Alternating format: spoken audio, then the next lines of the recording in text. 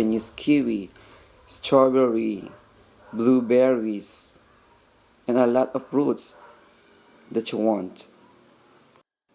I'm done already with my simple fruit tart. Thank you for watching. Don't forget to subscribe with my channel and like my channel, Filipino Icars Cooking Time. Have a good day. Thank you.